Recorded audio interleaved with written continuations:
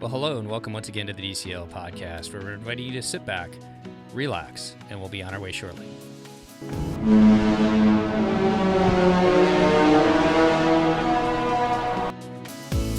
Welcome back to the DCL Podcast, your podcast to help you cruise a little smarter. I, for the first time, am your host, Christy, and I'm a little nervous, I think. I'm not really alone, so it doesn't really matter. I am with my very good friend, Nova. How are you today, Nova? So good. I am back, but I'm saying I'm back and I'm excited to be back. But this time I'm like guest star, not a co-host. You are a co-host. Well, I'm a co-host who's a guest star. You're a guest co-host. I'm a guest co-host who's not starring in any capacity and did not recently go on a cruise. Yeah, you're not the star of this show, Nova. I mean, But you're always the star. Like your name is did. a star, so you are the star. However, you're Someone not else the star. did recently go on a cruise. So we should bring in friend of the show, Chris Kidder. Hi, Chris. Hi, Christy. Hi, Nova. How are you both? We're good. How are you? I am still on a high. I mean, you know what it's like to go on a cruise and then you have those slight withdrawals. But I feel like the cruise that I just got off of was probably the most amazing cruise I've ever been on, and still on a high, even though we're back in rainy California and not in the sunny Caribbean. But I'm excited to talk all about cruise with you guys. So yeah, you went on the maiden voyage of Royal Caribbean's newest ship, the largest ship in the world right now, Icon of the Seas. That is right. Yeah, it's crazy. We literally just last week, I was on the world's largest cruise ship sailing around the Caribbean with a bunch of my friends. We booked this cruise a year and a half ago in October of 2022, which I've never booked a vacation that far in advance and had so much anticipation to go and do something. Royal Caribbean did an incredible marketing job of releasing videos and information about the ship over the past year. So it got us so excited for cruise day. And when it finally came, we were just so excited to get on the ship. And we're excited to hear about it. It's been fun watching your videos all week long. Your excitement even before the cruise was pretty adorable. And even when you got on today, you were just giddy from first logging in. So I'm really excited. Who did you take this cruise with? I went with a bunch of my friends. So a bunch of friends are YouTube vloggers. As Nova said, this was the maiden voyage. So the very first kind of revenue passenger sailing of Icon of the Sea. So I stayed in a cabin with my friends, Peter and Kitra from Ordinary Adventures. Follow them on YouTube. They're going to start releasing their YouTube series in a couple days. So go and check that out. We also went with our friends. These are all vloggers. Mouse Vibes on YouTube, Nick and Ashley. We've got Chris and Abed from Random Recess and Carrie and Brian from Views and Cues. Those were kind of our tight group that we hung out with, and then made a bunch of other friends on the ship. Yeah, that sounds like a blast. Of the group of folks that you said with, I know Peter and Kitra, and I'm jealous. It must have been so much fun to get to hang out with them. So this is probably your first time ever cruising in the same cabin together? This was our first time. Yeah. Yep. Yeah. This was our first time ever cruising in the same cabin. Well, I'm excited to talk about that because a lot of times folks think about cruising just as a family type thing, right?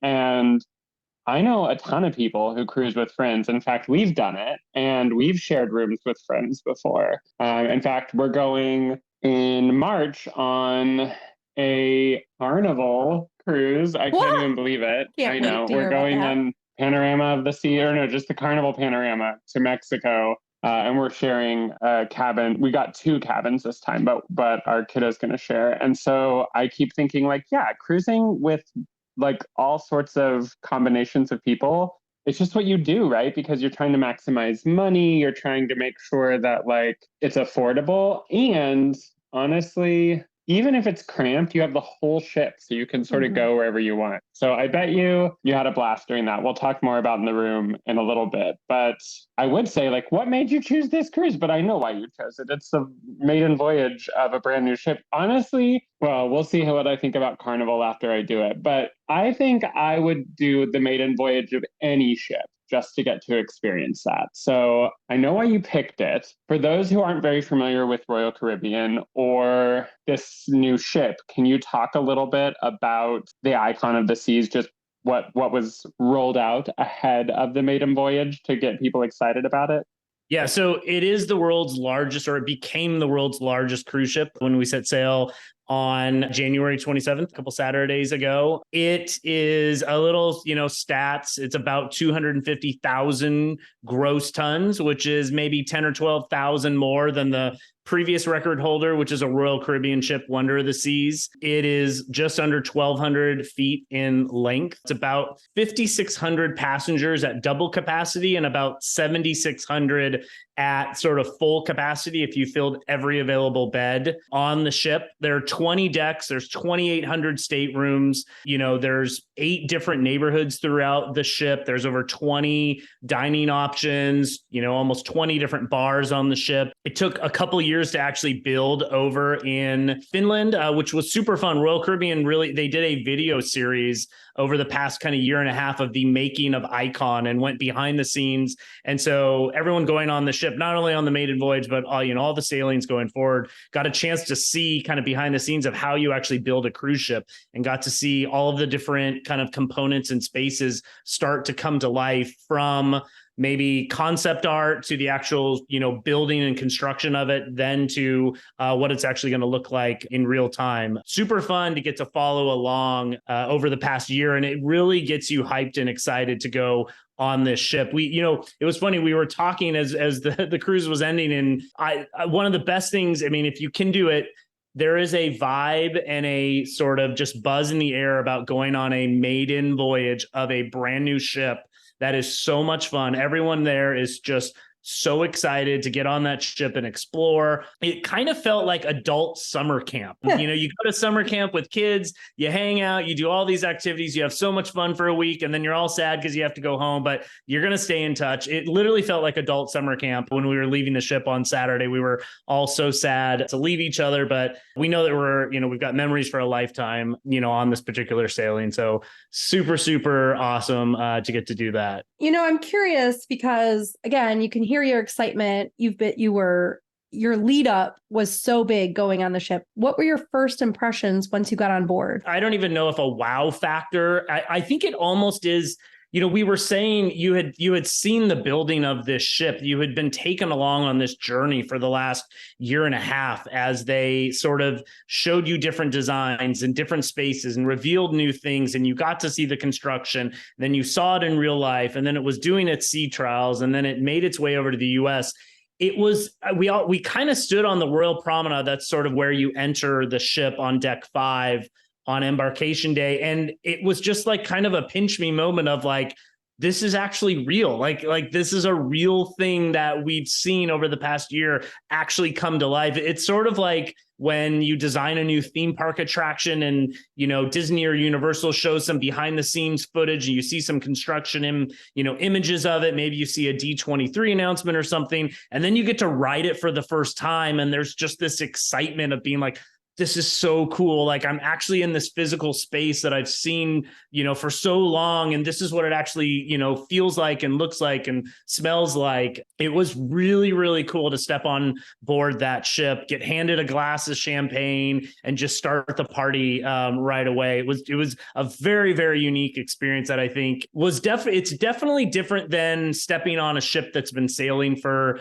years at a time or decades at a time. There is still that excitement of cruise day and you're embarking on your vacation, but on a brand new ship that basically no one in the world has ever sailed on, there is something really special about that sort of first entry into the Royal Promenade there. Had you been on an Oasis class ship before?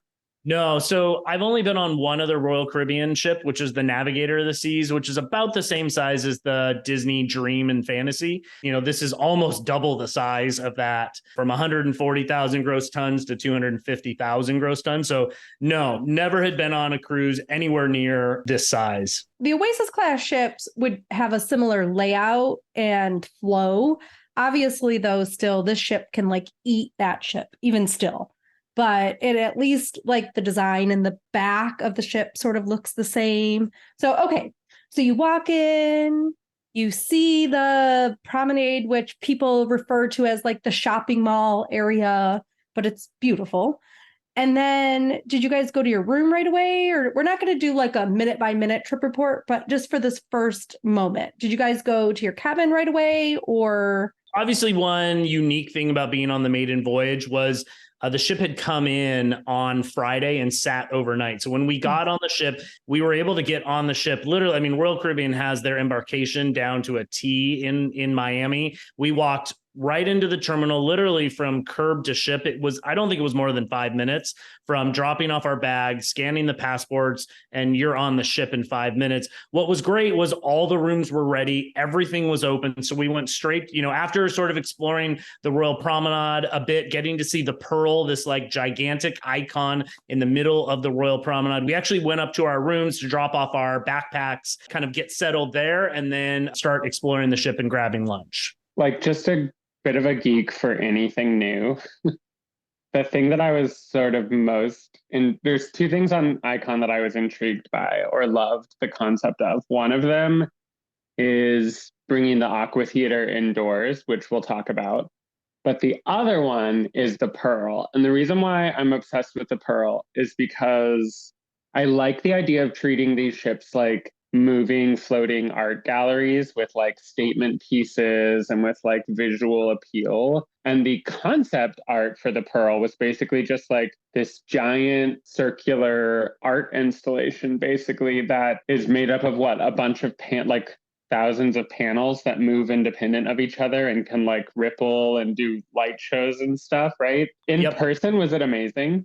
It is pretty shocking and awe-inspiring when you walk in, because it literally is pretty much the first thing that you see when you walk on to the ship. You're going to walk into deck 5. There's the 1400 bar to your left, Starbucks to the right, and the Pearl is directly ahead of you. It's sort of this 3-story deck sphere that is hollow on the inside. And like Nova was saying, there are over 3,600 kinetic tiles that individually move and have synchronized lights on them and sort of just create this really moving sculptural effect all throughout the day. There's a staircase that goes up through the middle of it to take you from deck 5 to deck 6 on the Royal Promenade. So the Royal Promenade is basically 2 decks tall. And so there is a sort of functional use to it. It not only supports the superstructure of the ship, and they were able to put windows behind it instead of it being sort of just steel and kind of closed in without windows, and able to bring the natural light in that way. But it also is functional in that there are staircases on either end of the Royal Promenade, but there's also the Pearl, which has its own staircase in the center of the Royal Promenade to get you up to deck 6 as well. I'm trying to visualize how that would have been on an Oasis class ship. And I know I'm sort of comparing it to it, but they're, like I said, they're basically the same footprint, just bigger. Let's talk about your cabin. You were sailing with your friends. You shared a cabin. What type of cabin did you pick? We picked a cabin called the Family Infinite Ocean View Balcony. There are 78 of them on the ship itself. These are cabins that are 278 square feet with an additional 50 square feet for an interior portion balcony, because it has the infinite window. So if you've seen on the Celebrity Edge or Apex, that Edge class series ship, it has a floor to ceiling windows where the top portion of the window comes down, mechanically lowers down, and creates your balcony for you. You don't actually step outside. You're not going through a door to an outside balcony. It's just interior space, and it sort of opens it up. It can sleep up to 6 people. Ours happened to be a 5-person one, but they do have some with a trundle bed that creates 6 people. But it's a great family stateroom. They're located on decks 9, 10, and 11 towards the aft of the ship. And they purposely did that because one of their new neighborhoods called Surfside, which is their family neighborhood, is in the aft of the ship on decks 5, 6, 7 in the back there as well. So it's easy for families to stay there and then get down to that section. Similar to Disney, it's got a split bathroom concept right in the center of the room. So What's interesting is when you enter and I think, there's a couple design flaws, I would say, with this particular room. The first is we were in a quote unquote connecting room, but instead of the connecting door being inside your physical cabin, what happens is you walk from the main ship hallway through a door that then has two separate doors into your room. So if you have both staterooms for your family or your party and you connect those staterooms together, you only have to enter through the first door on the hallway and then you can go into both rooms. That's kind of nice if you have both rooms. If you only have one room like we did, it's a little weird because you've got to enter through that first door and then go through the second door to get into your particular room. They didn't and wouldn't prop open the door for us, for both rooms. So it's an interesting concept of how they did that connecting room. There are other connecting rooms on the ship. For safety purposes, I would have a problem with that. Well, our door only gets us into our stateroom. But celebrities' doors are such where it's literally just like a hallway a cubby that you come through. And then if you're making it a connecting door, they close in those doors. Yeah. And then it's one.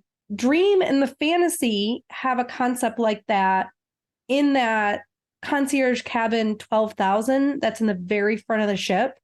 And that cabin has two doors, and there's no way to not go through the two doors.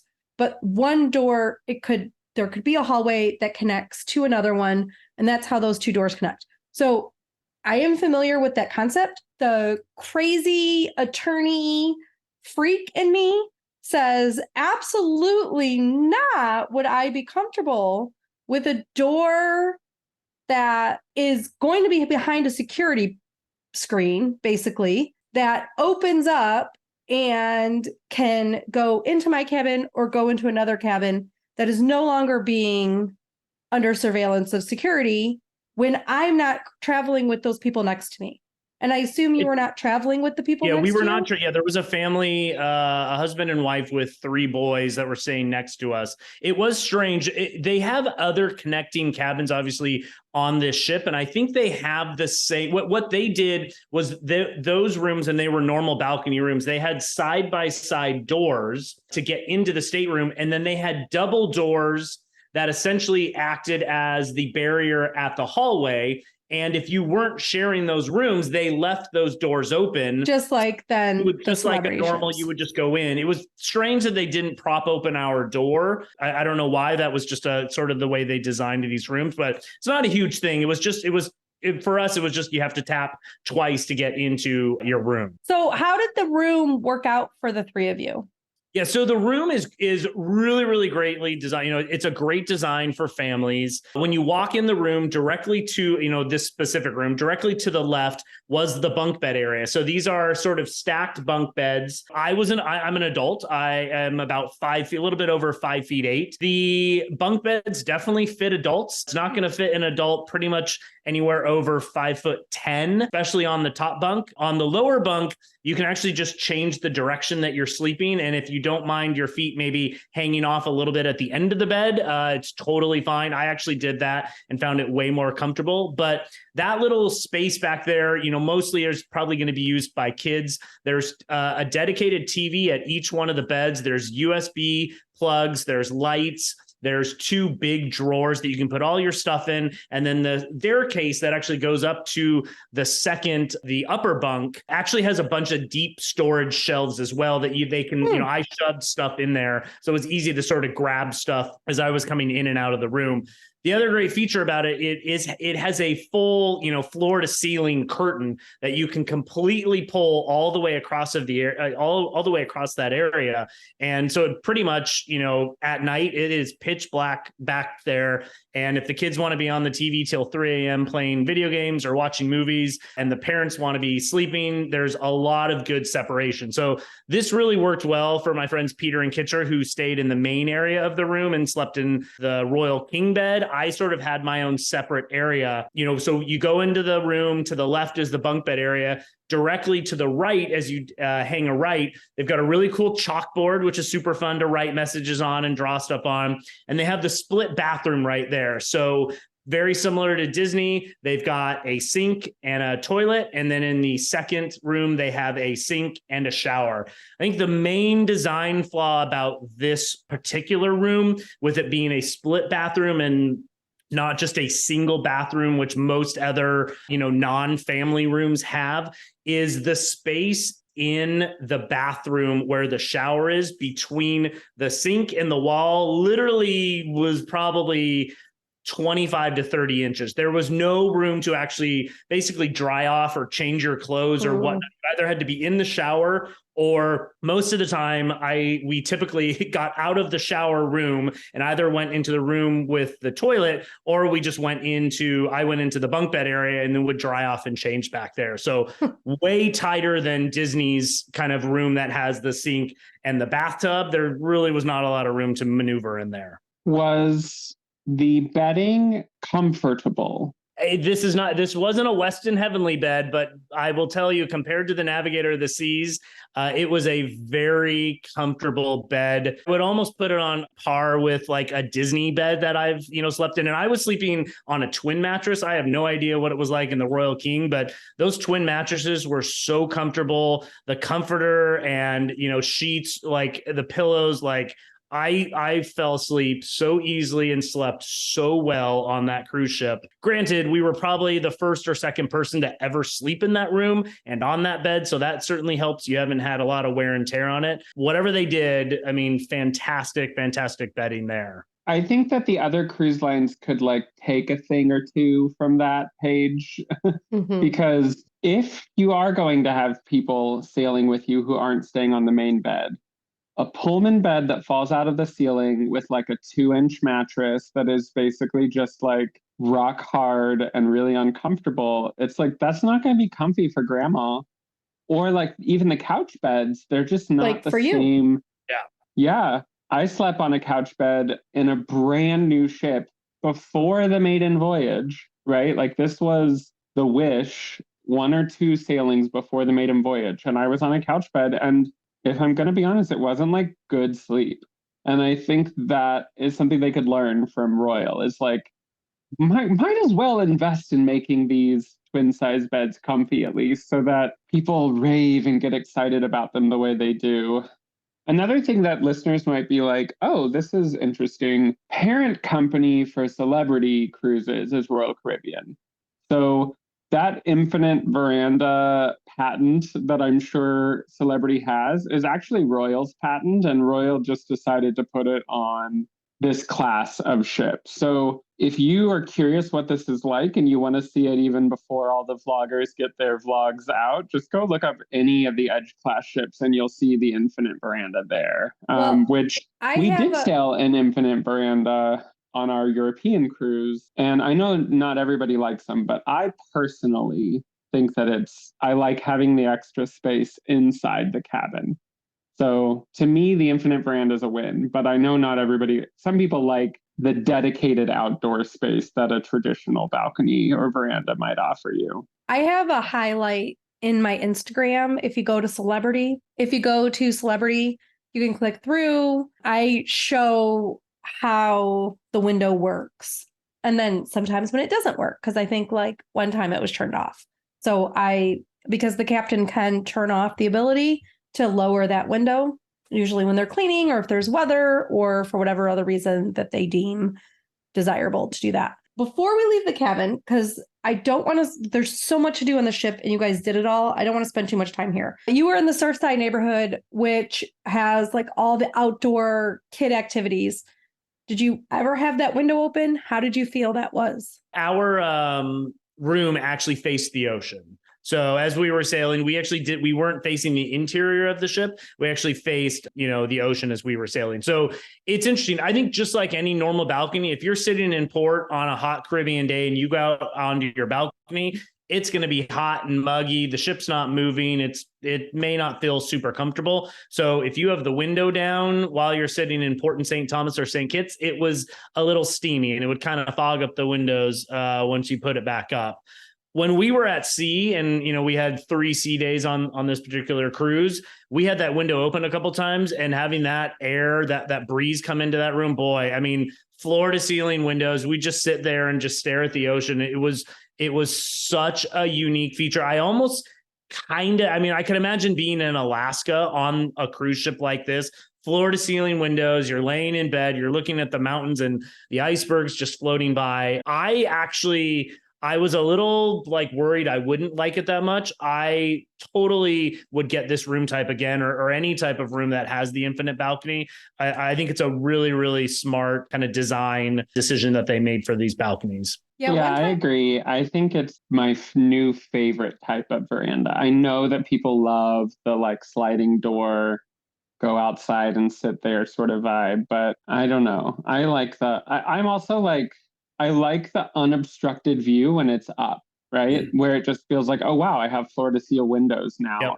Yep. Floor to ceiling windows right at the very edge of the ship. Whereas with the balcony, it's no, you have to, if you want to look down into the water, you have to go outside to do that. But in these rooms, you can look down at the water because it's literally right at the very edge of the ship. And I think the great thing for families, especially if you have young kids, is, the window only comes down halfway. That halfway point's about 4.5, 5 feet up. So the great thing is if you have a little 2-year-old or 3-year-old that's running around that room, they can go all the way up to that window and stare out into the ocean, and you have no concerns with them running around the room if you're just, if you're doing something else, you're getting ready or whatnot, because they're, if they're out on a balcony, there's a little bit more sort of watch and care that you want to have over your kids. But I know I talked to a couple of families and their kids absolutely loved that. They would sit against the window on that sea day and just stare out and be able to watch the ocean go by. And they really, really enjoyed that. Maybe things that aren't the best about that type of cabin, just for people listening, for planning your own, just something to keep in mind is that if that window's open, the air conditioning stops. So it's not like you have a balcony where you can go out into the balcony and you can come back into your room and let it be cool. You now have to wait for your room to get cool again. They can stop the window from opening, which we've already discussed, not a big deal. If you have family members that operate on different schedules where my husband and son sometimes sleep later than I do, or my husband sometimes sleeps later and Blake and I would wake up, we could go out onto the balcony on another type of ship and leave the cabin dark and quiet. But in that type of balcony, infinite veranda balcony, you can't do that. You're either opening up that window, opening up the curtains for everybody to be a part of, or nobody is a part of that. And so I guess those are just the two things to consider, depending on what type of family. If you wanted to sit on the balcony while your children napped, you can't do that unless they can have the window open and sleep and things like that. And I will say that we slept with my cousin and I were in one of those cabins on a preview cruise on Celebrity Edge when it first came out.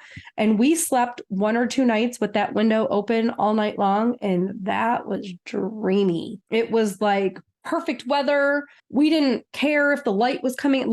It was nice to have that breeze and the ocean sounds all night long. So there are definite pros and cons, and you just have to see if it works for you.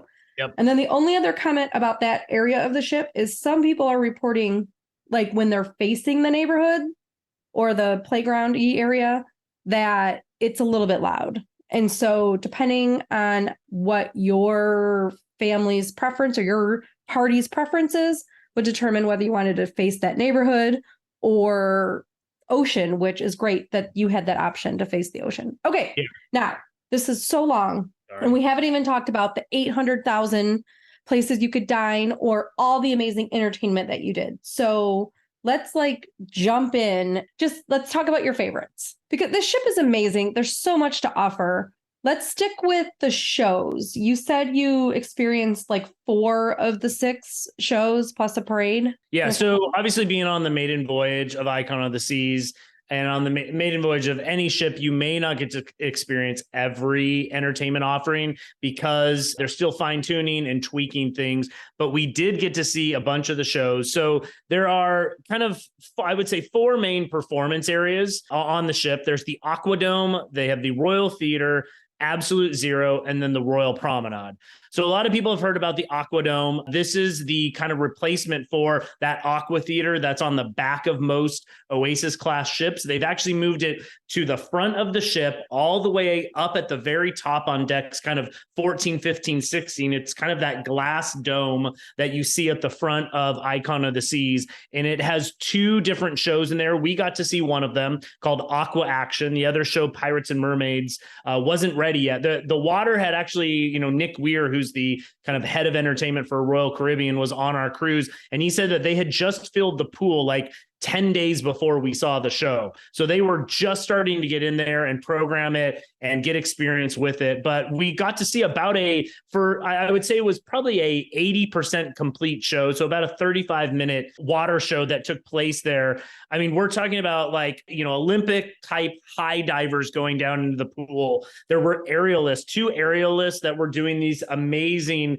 kind of water ballet dances up in the air. We watched slackliners, which was super cool. And then there was just a lot of synchronized swimmers and a sort of kind of big dance troupe that took, that went both in the water and then outside, kind of, dancing around. What was really cool was some of the music that they used was actually Disney music. You'd hear the theme song of Pirates of the Caribbean. There was a whole Star Wars section where they used these flashlights and red and blue lighting to create this just amazing, spectacular moment that was themed to the Star Wars music. There are sort of the robotic Kuka arms that eventually will actually propel and kind of lift, have divers sort of jump off them into the water. They used those during our show with different lighting effects to kind of make the whole Aquadome come to life. Just an incredible show. I think they did it about 4 or 5 times on our cruise. I think the only thing to note, if you're going on Icon, just like any ship, if there's a lot of movement at sea, we had on day 6, there was a little bit of movement going on the ship, and they actually had to cancel the show that night. Obviously not safe for the performer. So make sure that you hopefully, maybe see it on the very first night if you're going to have great weather, or maybe, most of these shows, although you have to reserve in advance, if you come really close to showtime, especially in the Aquadome, you could potentially find an extra seat there, or you can also just stand behind all of the seating and watch the show from there, which is really cool. The other cool thing about the Aquadome is, obviously, like the Aqua Theater on Oasis class ships, it's open throughout the day, and they're in there practicing all throughout the day, getting, trained and ready for the show that night. So it's fun to walk through during the day, and you actually get to see them, performing different portions of that show. The second venue is called Absolute Zero. So that's their ice skating rink and sort of multi-purpose venue that they use for different family game shows. They have laser tag in there throughout the cruise as well. So there are 2 shows, one called Starburst, which is sort of like an artistic interpretation of the periodic table of elements, which was super artsy fartsy with crazy costumes, but amazing, like ice skating, doing, the ice skaters doing triple axels and flips. It's more like an ice skating theater in the round. So if you've been on a Royal Caribbean ship before, most of their ice skating rinks are rectangular. This is a circular one. So it was really cool, the different tricks that they were able to do in this space. It was also completely projection mapped on the back wall and on the surface of the ice. And the technology is so great that during parts of the show, the projection would actually follow the different ice skaters that were moving around on the ice. The second show, which is more of a family show, which they did 3 times as a matinee on one of the sea days, is called Once Upon a Time, the King's Royal Ball. And it's really just, their description is it's the ultimate gathering of the famous fairy tale superstars. So think Hansel and Gretel, Cinderella, you've got Humpty Dumpty, the Big Bad Wolf. That was a super fun kids show. Still, amazing ice skating, a really, really cute little story with a pretty surprising ending of who actually stole this ball that the king had. Super, super fun, pretty much the family, any family. Did they not have like a drone show in there? So they used drones and other technical elements as part of each one of those shows, which they've done in other ice skating shows. So yeah, they're using, I mean, lasers and lights and drones and puppets. That's wild. I mean, literally throw everything in the toolkit at these shows. And I mean, it's just unbelievable. Disney needs to step it up a little. I feel like what would be really cool is if they took their Hero Zone, which is basically just a inflatable game area, and go play basketball sometime. If they were able to bring an ice skating show element to their ships, it would really offer variety in nighttime entertainment of not just going to a theater and seeing either a variety act or a theatrical production. Right. That, you know, that's really, I think, the biggest takeaway from all of this entertainment on Icon of the Seas is there's so much variety for so many different groups of people that it really left you wanting more and just excited for what you got to see. So the Royal Promenade's like the third area that they do entertainment on. There was a nighttime show called One Hit Wonders, which is a huge kind of dance party in the Royal Promenade on one of the evenings at 11:30. Super fun. And then they had their big sort of, they performed it twice at kind of 4 p.m. and then 10 p.m. called Ships Ahoy. Imagine scallywags, swashbucklers, and sailors of all types taking over the Royal Promenade. They've got little mini floats. They've got skateboarders. They have just this song and dance routine that goes on for about 50 minutes of sort of, you know, the pirates fighting the British, fighting like mermaids and these other people, just everyone, all these people running up and down the Royal Promenade, like a huge hit. We had so much fun. And what's really cool is like, it's not only the entertainment staff, but it's all the different entertainment, you know, you've got teams from the pool and the kids center and, you know, food and beverage people that take place. You know, there were probably over 100 performers in this parade action kind of stunt show that was going on the Royal Promenade. Super interactive, you know, for the family. Kids of all ages obviously would absolutely love that. And then you have the Royal Theater, which is your traditional kind of 2-story theater on Icon of the Seas. So there would be 2 shows. There's a second show called Show Band, which wasn't ready yet, but we had the iconic, you know, been talked about forever performance of the Wizard of Oz on our ship. We saw it on the last night of the cruise, and I can't tell you, that was an amazing way to cap off the cruise. Their production value for what this show is rivals, or almost, I would almost even say exceeds anything that I've seen in a Disney theater on any of the ships. The story, obviously, of Wizard of Oz, it is a long show. I will say it is much longer than most Disney shows. This was about 1 hour and 45 minutes long. So they do both matinee and matinee and evening performances. So you can bring the family to a 2 o'clock or a 3 o'clock show and not worry about the kids. Which is nice. Sleep, which is really nice. But the theatrical value of this, the set pieces, the costumes, the music, the rigging equipment that they used, you know, I won't spoil anything, but at the very beginning of the show, obviously everyone knows the Wizard of Oz, the tornado sweeps through and the house goes blowing away. The fact that these characters go flying up over the audience and Dorothy's house and Dorothy go flying over the audience is just something I've never seen. I mean, it reminds me of watching Aladdin at Disney California Adventure, where Aladdin and Jasmine are flying over the theater on the carpet. I mean, the aerial stuff that they did, from the Wicked Witch, you know, flying in on her broom, to the monkeys flying around in the theater. I mean, it was truly spectacular and literally Broadway level. I mean, that could have been on Broadway or the West End. Just entertainment. I mean, 10 out of 10 on this ship. It literally leaves you, you know, wanting even more. And I would totally go back and see that show over again. That seems amazing. And also sort of right. I feel like you cannot have 7,000 people on a ship without having a lot of entertainment options, and it needs to be super varied. And so it makes sense to me that they would have more venues and more types of venues and different show times. I think that is cool. It makes me jealous. I've set a goal recently of why not just try like all of the cruise lines? Why do I have to be loyal to anyone? And so that, because I think I've always said, oh, I'll probably never do a Carnival cruise, and here I am. I decided, you know what? I'm going to try it. I'm going to see if the Guy Fieri restaurant makes it worth sailing at sea or whatever. Like, That I'm going burger to see. is delicious. Let me just say. This summer, I think we might do Princess in Alaska. So it's like, I think that it's fun that there is competition in this industry, I guess is my point. Because Royal drives it. Yeah. Yep. I totally agree. I think just like the theme park industry, you know, when someone raises the bar, the next person's you're going to continue to raise the bar.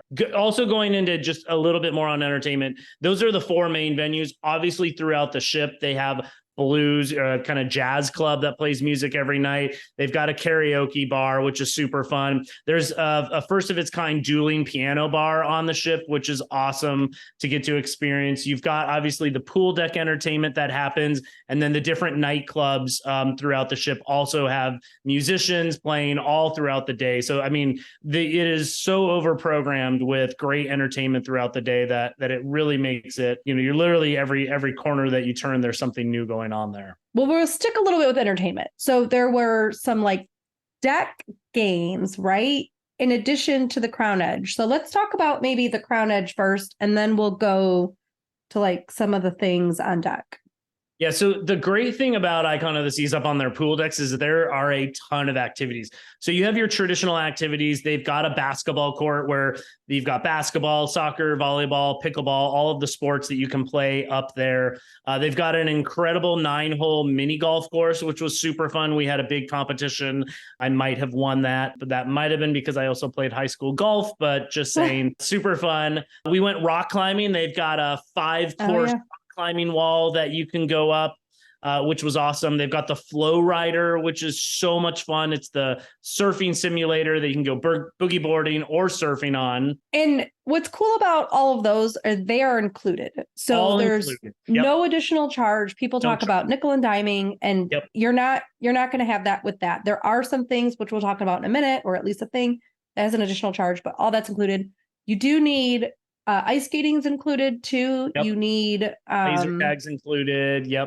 Just have to sign up for the most part ahead of time in the app. They open a lot of that up in the app, you know, months in advance. So you can kind of pre-plan your day. But things like basketball, things like rock climbing, the Flow Rider, mini golf, you can just show up, sign up for, or just, take a putter and a golf ball and off you go doing that. They have the largest water park at sea. There are 6 water slides on this particular ship. It's great because they have some family raft rides that can seat 2 or 3 people that have a little bit of thrill to them. So young kids can enjoy some of the water slides. They've got sort of a drop slide. They have a slide very similar to the Aqua Dunk where the floor drops out and you go sliding down. It's like a 400-foot water slide. And then they have the... Did you do those? The last 2 were the mat racing slides. Yeah. So I did the family raft slides and I did the 2 mat racing slides. I didn't do the drop slides or the one where the floor drops out. I had friends that did it. I didn't need to do it for the vlog. I don't really want to go screaming down in a direction I have no idea where I'm going. It just sounds terrifying. But even the mat ride is over multiple floors. It is. You go all the way up, I don't know, 40 feet up in the air. I will say the mat racers are they have a less intense and a more intense one. I did both. I will tell you the more intense one is way more intense than the less intense one. But I saw 7-year-old kids and I also saw grandmas riding them. So, I mean, all ages having fun. I will say the great thing about this ship, which we haven't really talked about much. So we had about 5,600 passengers on our sailing, which is about 80% full.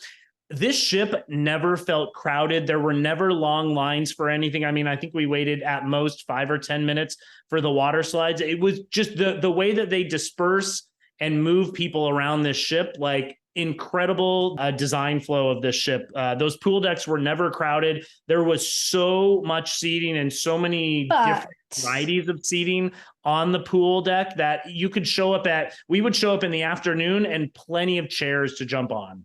Now, the one thing I would say about that, though, is that this was an inaugural. There probably wasn't as many children because of the type of cruise that's going to be mostly people who want to go and document the cruise. Now, obviously, it's just regular people also who are booking, but keep that in mind because...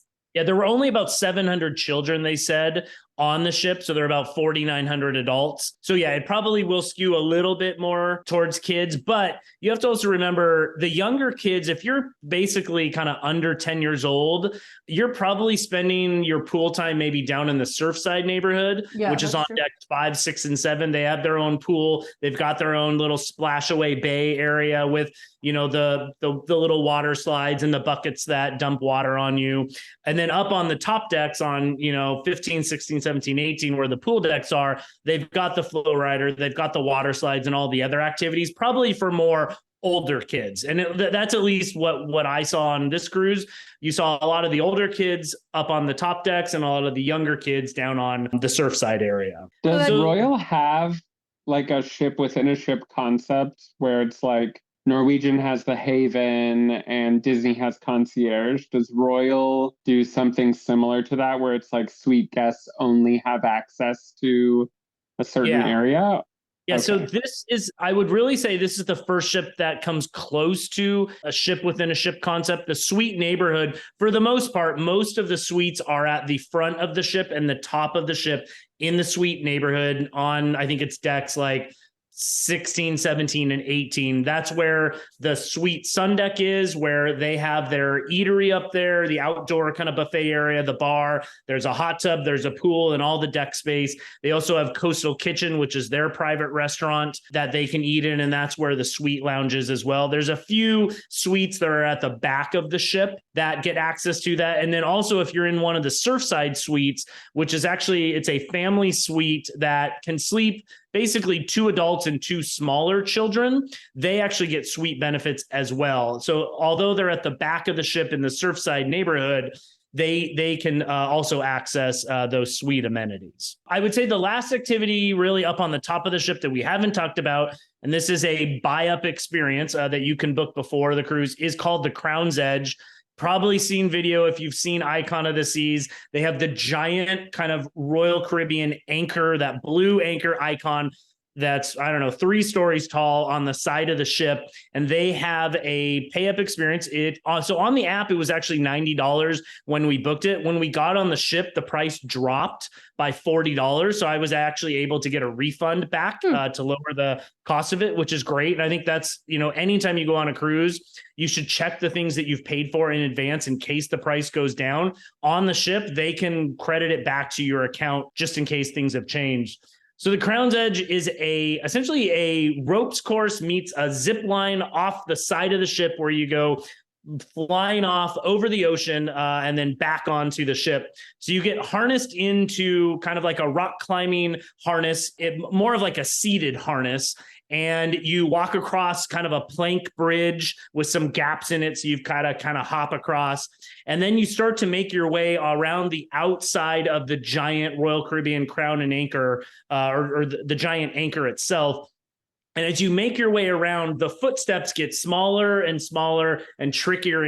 They start as rectangles. They go to little X's, and you're literally just out there on a harness, holding on to the harness ropes as you walk around the edge of the ship. And when you get to the edge, you are literally looking 154 feet straight down to the ocean. I did it on a sea day, and there were crashing waves below us as we were sailing down in the Caribbean. There was a little bit of a breeze. You're kind of moving side to side. Your heart races. And then you literally get to the end and you're looking forward and you're like, there's nowhere else to go. And it's basically walk the plank. You go to the end, you stand there, the floor drops out from below you. You kind of fall down into this seated position, and then you go flying off kind of down in front of the anchor and then zipping, kind of curving back on to the ship. It's probably one of my favorite things that I did on the ship. It was so thrilling. It's so exciting. What's soaring? Yeah, you literally are getting to soar over. And what's cool is I released my hand, so I wasn't holding on to the harness anymore. And I was literally just kind of flying off the side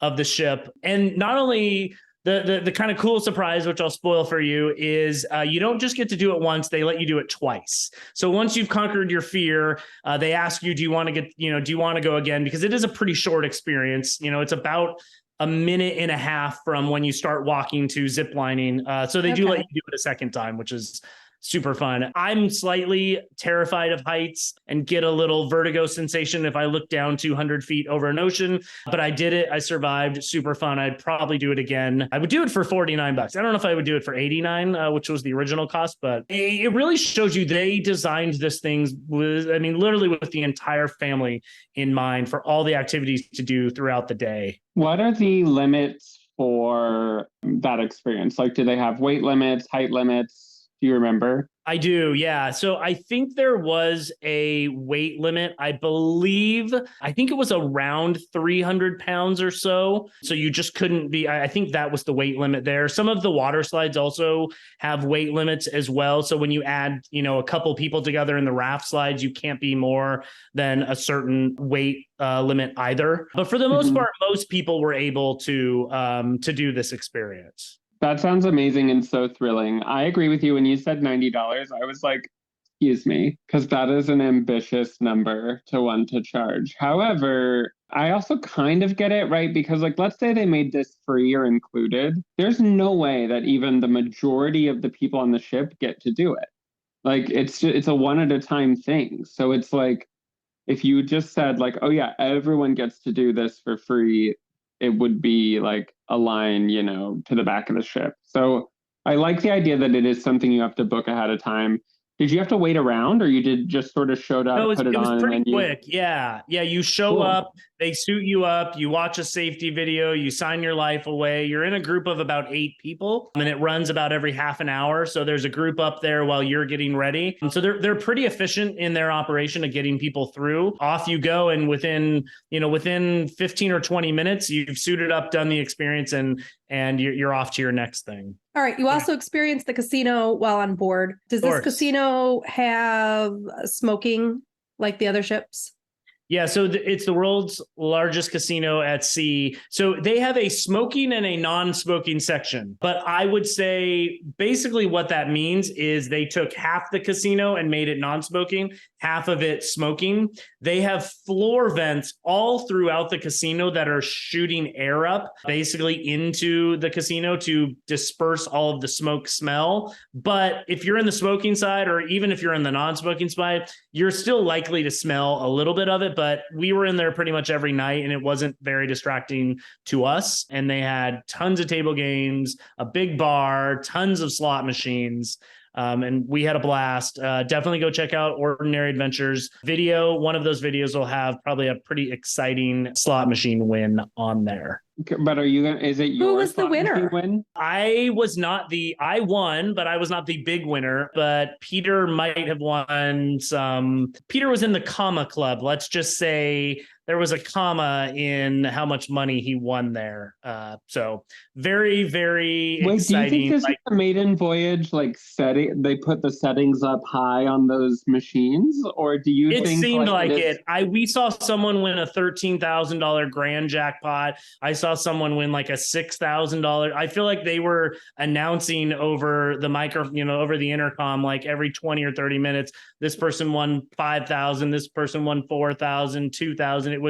It was pretty exciting. It was really fun. We were playing roulette one night. My birthday is on the 31st of a month, and we all put our money. There are 6 of us playing. We all piled our money on 31, literally the stack of chips, about as high as you could see. Luckily, the ship was not rocking that night because the chips probably would have fallen over. And we let out the biggest wail and scream when the ball landed in 31, and the manager had to come over because they had to do a lot of math to figure out how much money we all won. It was so much fun. Yeah. So much. Chris, this is absurd to me. I have never known people to actually win money gambling. And you're over here being now I'm should I go become a gambler? Which is their goal. I guarantee you, they know there are vloggers all over this maiden voyage. I bet you they're trying to be look, everyone, we're loose on the slots. And then a normal sailing won't be like this. But do you remember how much money you won? Did you win a lot of money? I was up $500 or $600 at the end of the trip. So I did not make that the is Comic wild Club, to me. but we gambled every single night. We had so much fun. We got the free cruise certificate at the end of the cruise. So we're going to, I'm sure, get a bunch of offers. I mean, when you're with so many friends and there's 10 or 15 of you just hanging out, for a couple hours in between shows or a bar, or karaoke or whatnot, it's they don't have the nightlife on, Disney ship. So it's super fun to get to come on a royal ship like that with all your friends and do that. Yeah. Christy, do you gamble on ships with gambling? Usually the smoking though. So I really like Celebrity has smoke-free casinos. But yeah, I love video poker. I don't know. We used to vacation in Vegas when I was a kid. That's a little fun Christy fact. I love video poker. I have my little odds sheet so we can play. Dave and I always play. Fun fact about Celebrity is the first day or so of the cruise, they give you $10, either the first day or two, $10 of free play. And did Royal do that too, Chris? Royal did that too. I only got $4 on my account, but everyone gets a different amount. Yeah. Oh, okay. Well, Celebrity just gives $10. So you can have free money and so you could take advantage of that and you don't have to spend money. You can literally play your free money. They don't just give it back to you. You have to at least gamble through that. Yeah. So you can win above, but whatever. So there you go. You can have free gambling money. Well, there you go. I gambled on my Celebrity cruise, but I just gambled the $10 they gave me. Dave is a big table player, but I'm too, I'm a nervous Nelly and I'm very frugal about certain things. So dropping a bunch of money at a table game is very stressful to me. If it's going to be fun, it has to be hey, I set aside this X amount of money exactly for the entertainment value that gambling provides me. It cannot be that you did it hoping to get ahead. Because you're definitely not going to. Odds are against you, at least. They are. Yeah, I'm so happy for you. I can't wait to watch it. Everybody who's wait, how do I watch this? Chris sailed with Peter and Kitra, who have a really popular YouTube channel called Ordinary Adventures. If you type in Ordinary Adventures, it'll be the first thing that comes up. Yeah, you all will have heard us talk about it before because Nova totally fangirled when they were on our pre-inaugural on the Wish. And so, yeah, it was pretty cute to be she was like, oh my God, I know of them. I need to meet them. And I'm like, well, just go meet them. She's like, but I don't know. And I'm like, well, I'll go talk to them. I was like, that's annoying. Nobody wants to have someone come talk to them. But now then we friends. did. And now we're friends. It's cute. And we saw them in Disneyland in last summer. Yeah, we went to the what do you call it? The Daisy lounge Delights? for DVC. Yeah, that too. This podcast is already a little bit long. Let's jump into food. How was the food? And let me start with one food question. Did you eat at all in the main dining room? Yeah, we pretty much tried to eat at every available dining venue on the ship outside of some of the specialty dining, which we had eaten at on other ships. So we didn't want to do those, but we did do, everything from the Windjammer, which is their buffet, to the main dining room, to all the complimentary and also some added cost venues. I will preface this and also say one of our friends, Ashley, has a gluten allergy. Oh, yeah. This was her first cruise with that. She raved about how accommodating the dining staff was at all of the locations, especially in the main dining room where she could in advance, the night before, put in her order. They would have the special food made in their special kitchen, brought out to her. She absolutely loved that. She was a bit nervous about going on this cruise, having just gotten, or having come into realizing that she's going to have to kind of live this lifestyle now. But she found it very accommodating throughout the cruise. So a little plug to everyone who has any type of allergy. I think Royal does a great job with that. So they have the Windjammer. We ate in there a couple of times. I actually had both breakfast, lunch, and dinner. We had embarkation day lunch there. An embarkation day on an inaugural sailing, there were lobster tails, there was filet. I mean, a plussed up, offering. But I would say, at least from people who had been on other Oasis class ships, a pretty standard Windjammer that has a large variety of all the different kind of foods offerings, both breakfast, lunch, and dinner that you would typically expect there. I think good food, nothing to rave home about, but certainly easy, fast. If you just want food on the go, great place to go. A lot of the other complimentary options throughout the ship are a lot of grab and go places. So you've got Sorrento's Pizza down on the Royal Promenade. You can grab food. They also have the new Pearl Cafe, which essentially took over the Promenade Cafe. That has a lot of grab and go, both morning kind of breakfast sandwiches. So like if you're in Starbucks and you get those little sandwich, sausage or egg sandwiches, they've got a bunch of those along with pastries in the morning that you can grab. And then they have sandwiches and salads as well throughout the day. I think it actually stays open 24 hours, so you can get food. They also have kind of your soda and kind of drink station there that you can get if you have a package for that. Up on the pool deck, they have something called Base Camp, which is a buy-up experience. They have a couple free offerings like some pretzel bites and a hot dog that you can get for free. But they also have a couple things included. Correct. Included, yes. Included. A couple things included, and then a couple things that you actually pay up for, like waffle chicken nuggets or Wisconsin cheese curds or shrimp bao buns. We tried a bunch of those. I would say just kind of pass on that, walk down to the Windjammer or go somewhere else for food. I didn't really think at the pricing anywhere from $6 to $9 wasn't really a great value for what those were. They have El Loco Fresh, which is their kind of Mexican grab and go restaurant, which is included on the pool deck. And then they have a new concept called Aqua Dome Market. So it's at the very front of the ship in the Aqua Dome, and it's essentially a food stall type of venue that's open for lunch and dinner. They have a creperie, which you can make different crepes. They've got ginger, which is sort of a choose kind of like a Panda Express style food option where you choose rice or noodles and then either, shrimp or chicken or beef on top of that. They've got a mac and cheese bar where you can choose different types of mac and cheese, like chili mac or bacon mac or pepperoni pizza mac. They have a feta Mediterranean place, which was incredible. You essentially pick either rice or pita, and you can create your own little bowl or wrap with pork and chicken and, garlic and all of the great stuff for like a Mediterranean pita wrap. Sounds awesome. Which was super yummy. And then they also have Toast and Garden, which is your kind of typical side kind of salads and sandwiches. These are all like smaller not bite size, but smaller portions. So it's, you can grab maybe a little sandwich from here and make a little, pita wrap and get a little bowl of mac and cheese and make a dinner out of it or a lunch out of it. And it's all self-serve. You just walk right up to the counter. The food's, made fresh right in front of you. And then you can either go sit in the Aqua Dome or at the front of the Aqua Dome, which is what they call the overlook, and sort of stare out into the ocean and have your lunch, or you can go out onto the pool deck and have your food there. You know what that reminds me of? It reminds me of the galley on Virgin Voyages, where they have like little stands and it's sort of made to order, but there's a couple of grab and go items, but also sort of made to order. Yeah. So it sounds like that. So so those are pretty much most of the, I would say, grab and go places that you're going to get.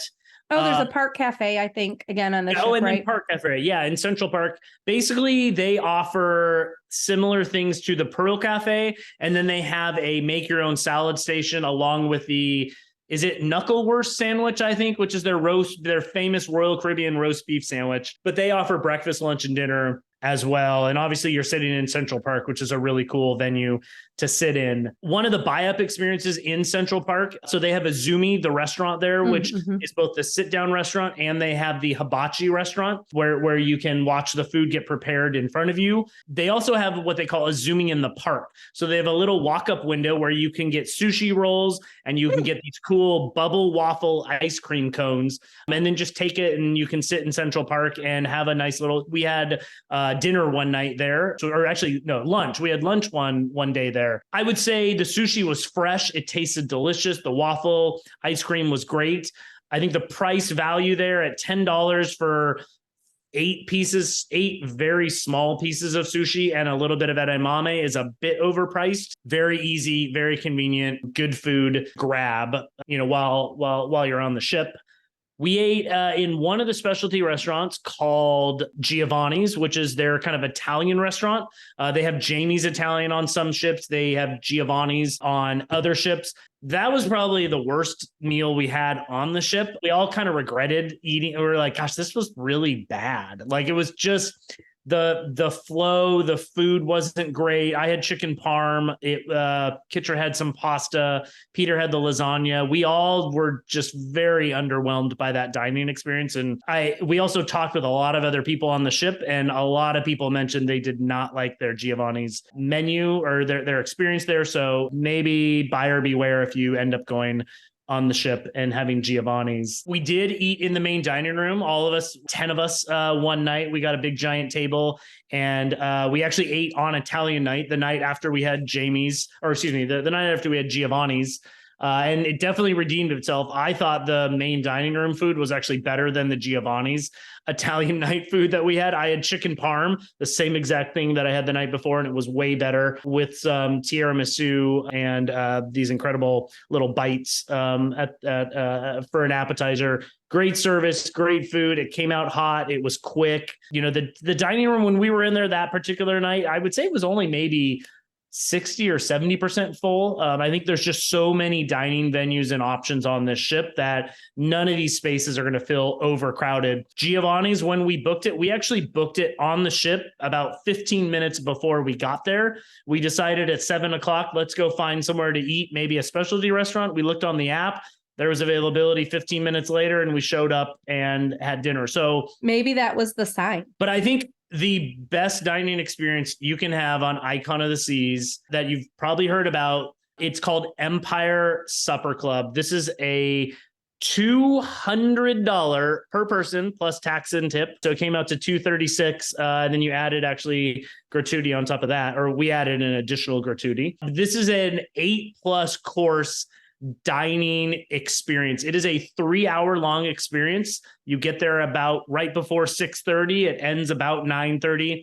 There can be a total of 38 people in this restaurant. So it is a very intimate restaurant. It is a New York jazz club theme. There are live performers. There's a piano player, there is a bass player, and a singer that perform throughout the evening. The music is sort of themed to the different drinks and food that you're eating. And there's just sort of this gradual crescendo as you go throughout the dining experience, where you sort of end with the big kind of New York song towards the end of the dining night. I would say probably some of the best food I have ever had on any cruise ship, and it almost kind of rivals most restaurants that I've had on land as well. What's cool is every portion, every course that you get is also paired with a cocktail. So at the beginning, we had a caviar service, we had oysters Rockefeller, and we had a bread service that came with what seemed like unlimited Moet and Chandon champagne. I think I had 3 glasses of champagne to start off the night. It was just flowing right away, which was absolutely amazing. Did Ashley, your gluten-free friend, join you? She did not. Unfortunately, she didn't. It was just Peter, Kitcher, and myself. So it was just the 3 of us. This is a highly sought after experience. When I saw it show up in the app one day, and most people probably join a Facebook group before your cruise, we were stalking, the app, trying to see when things would show up for booking. It literally sold out, I think, within like that. I know within that first day it had sold out, just because of the, over a 7-night cruise, you only have maybe 200 people that can go and experience this out of over 5 or 6,000 people that might be on the ship. So book it as early as you can. Did you have to sit with strangers? No. So that's the great thing. So the entire restaurant is essentially set up in tables of 2 down the center area. And then there are booths along the side, kind of the walls of the venue, that either seat 2 or 4 people. So Peter, Kitcher, and I were at our own sort of little private booth area. So we didn't disturb people while they were vlogging, but also didn't have to talk to strangers for 3 hours, which was really nice. Was the drink pairing an additional cost, or was that included in the experience? So the drink pairing was included with the experience. So regardless if you didn't doesn't drink, seem that expensive then. Yeah. So regardless if you didn't drink or if you had the drink package, it's $200 no matter what. Got 6 different drinks that came with all the different courses, and with the champagne being sort of free flowing for the first kind of 30 minutes of the dining experience, which was super fun. Anywhere from, we had this poached Norwegian lobster, which was absolutely amazing, to a Caesar salad. We had, I talked about the caviar and the oysters Rockefeller. We had a soft yolk egg ravioli, which was incredible. The main course, you get an option between rabbit, Chilean sea bass, or Wagyu beef. The beef and the rabbit come with rabbit. Who was picking the rabbit? If so these are your actually choices, chose the rabbit. It's a pretty healthy portion of rabbit. Rabbit tastes pretty similar to chicken, but it's very tender and sort of like kind of like almost like a rib that sort of just falls off the bone. Absolutely delicious. That's the only course where there's two different cocktails. So they have a more of a kind of white wine cocktail that goes with the fish. And then if you got the beef or the rabbit, you get this New York sour, a bourbon drink, which was absolutely delicious. And then they end the night, you get a toasted almond cocktail, and you can either get this chocolate beehive, or I got the velvety cheesecake, which was probably some of the best cheesecake I've ever had. And then they come out because you think they're done and they have more surprise courses. So they end the night with this like chocolate tree with these like Parisian and Swiss chocolates on the bottom. And then they have cotton candy, which essentially makes the like shade structure and leaf structure that's dusted with gold flakes on it. This dining experience, I mean, I was like, oh, it's 3 hours. You have to dress formal. We all dressed up. I had a bow tie and a suit on. All the women are in dresses. It is very fancy, very, very, though, approachable. I would say it's not like fine dining. I'm scared like a chef's table might be on a ship where you get these really kind of weird gastronomy or whatever that's called, kind of weird dishes. It's very approachable food. It's just made in a very elegant and fun, presentable way. And it's paired with a delicious cocktail. So then your final sort of item that we haven't talked about was Perfect Day. And we're not going to talk about the island as a whole, because I think we've talked about that in other episodes. The Hideaway is new. Yes. And you guys spent time in the Hideaway. So let's talk about that. Yeah. So on Icon of the Seas, after the ship, they have the adults only area called the Hideaway. It has a bunch of sun loungers. It's got 2 hot tubs. It's got a bar area. And then it has a suspended infinity edge pool overlooking the aft of the ship. Absolutely amazing.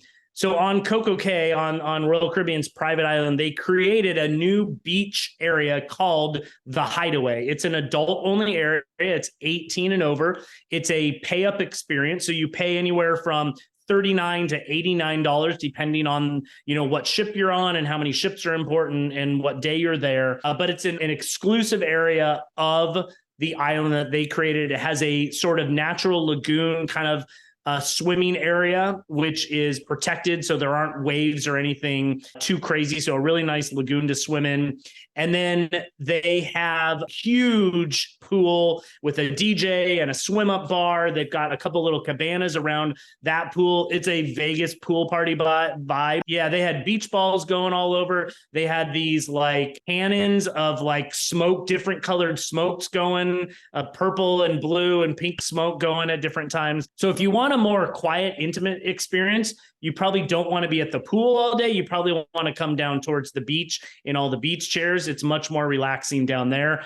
They have all the included dining venues and bars that you obviously would pay for alcohol there. The kind of classic Coco Cay food available there. They also have new pizzas that are available, and they have gluten-free pizzas, which is great. We had the barbecue pizza and the shrimp pizza, and it was absolutely delicious. But the cool part is they also have an exclusive section of the Hideaway called the Hideout, and it is 10 cabanas that have their own connected infinity edge pool. So you literally can swim from, the first cabana all the way down to the 10th cabana. And it's all connected via this infinity edge pool. You've got butler service to those cabanas where they will bring you all the drinks you want. They will bring you all the food from the Hideaway area. So we had our pizzas and our sandwiches and our salads and fruit and cookies and brownies delivered directly at the kind of touch of a button. Our waiter, Linda, would come and bring it. She was absolutely amazing. There was a ton of included drinks in there, from sodas and soft drinks to Red Bull and different canned beer and wine. The pool is heated, which on our day when we were there at the beginning of February, although it was sunny and probably in the mid 70s. The heated pool felt really, really nice to be in all day. And then we had friends. We were in one particular cabana. We had other vlogger friends that were in 3 or 4 other cabanas. So you can kind of swim in between each one of the cabanas, which was super fun. It just created this really fun vibe throughout the day. The cost, obviously, it's pretty pricey. I believe it was somewhere north of $2,000 for the day. You can have up to 8 people included in that. And then it's a small charge to add 2 more people, up to 10 total in your particular cabana. So in that particular kind of hideout area where those cabanas are, there's a maximum of 80 people that are going to be in that area and in that pool. Plenty of space, never felt crowded. It was much quieter than over in the main kind of hideaway DJ and pool bar area. You actually had access to your own, music that you could play in your cabana, and you could Bluetooth your own music as well, which was awesome. What was nice was you could go into the ocean if you wanted to, but you also had the heated pool, which was wonderful, which, some of the other cabanas on the island only have access to the ocean and are right next to the ocean. And this really has the best of everything on that island put into this adults only little paradise area. And you get amazing views of the ship in this area as well. That's awesome.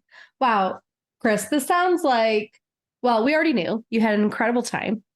And you stated at the beginning of the show that this was your favorite cruise of many cruises that you've been on. Wow. Also, I'm tired listening to all the things there were to do on the ship. Yeah, it feels like there was so much to do. I don't even know how you fit it into a week. But oh my gosh, we already know Chris doesn't sleep on these cruises. He goes from beginning to morning to night. Gambles his nights away. We closed the casino one night at 2:30. Yes, we did do that. But I will put a plug in if you want to go on an inaugural cruise. The other cool thing was you get a lot of swag.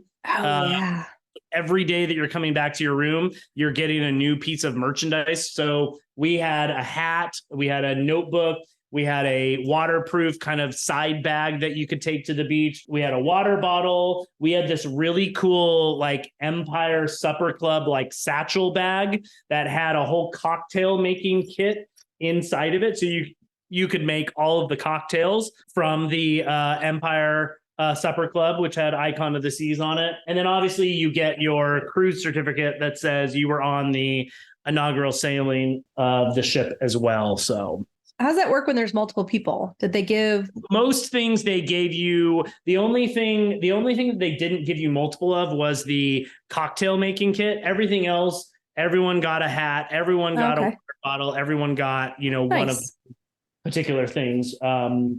Luggage tags and really nice kind of booklet that had all of the entertainment in it and talked about all of that. So go on the cruises because you get some swag as well, which is fun. Yeah. I think we could also call that. One thing we didn't talk about, which was probably not everyone's favorite, but totally awesome, is they have a dog on this ship. It's Rover. She roams the ship. There is no scheduled meet and greet times, but we were walking through Central Park one night and there she is just hanging out. Got to go over and say hi. She's sort of the ship's not, I would say like ambassador. So if you're on this ship, this is a dog that will live on this ship for as long as it wants to. And just a cool, like how cool is that there's a little golden retriever living on this ship with us. So like who's responsible for the dog? Like there is a dedicated person whose sole job is to take care of the dog. We met the woman. But does the dog then sleep with that person? Like, does the dog have sleep a separate in that area in like a special area where the dog sleeps, and then there's a place on the bridge that the dog can nap in as well. And then there's obviously a pet relief area for other pets that may be on the ship that service animals visit as well. Yes, different service animals. So but so cool to just see this golden retriever wandering the ship, and you just sort of surprise and delight run into a dog on a ship in Central Park, which is where you would see a dog. Which is where you would see a dog in a park. It makes sense. In a real Central Park. So there you go. Chris, well, thank you for coming on and sharing your experience. Thank you. I think we booked this with you and Nova and I in July, maybe June, early on. Long time ago. Yes. Yeah. So we've been talking about this for such a long time. This was so much fun to get to relive this. I'm just grateful that you guys had me on again. I'm sold. I'm going to go on this shit. I don't know when, not this year, but I'm going to go on it because I just want to go on a trip where there's so much to do. We've been waiting to talk about this. We finally made it happen. I can't wait. I'm going to go watch all the vlogs now. Whenever they get released, I can't wait to see it all. It's so cute. Your excitement shows and I think can be heard. So anyway, thank you very much, Nova. Thank you for coming on and recording with me. And that'll do it for this episode of the DCL podcast. Goodbye, everyone. Bye. Well, that's going to wrap up our show. Once again, we want to thank Chris for coming on and sharing his experience on Royal Caribbean's Icon of the Seas inaugural sailing. If you're enjoying the show, we greatly appreciate you leaving us a 5-star review on Apple Podcasts. We would also like to thank our Patreons who make this show happen each and every week for us. You too can help support the show and join our community by visiting patreon.com/DCL Podcast. Whether you're boarding a cruise, enjoying a trip to the parks, or adventuring outside of Disney, on behalf of myself, Christy, and Steve, we want to wish you smooth sailing and safe travels, and we'll see you next time on the DCL Podcast. The DCL Podcast is not affiliated with the Disney Cruise Line, Walt Disney Company, Adventures by Disney, or Run Disney. All of the opinions expressed on our shows are those of the hosts and the guests who appear on the show. If you have any questions about any of these products, please contact the Walt Disney Company.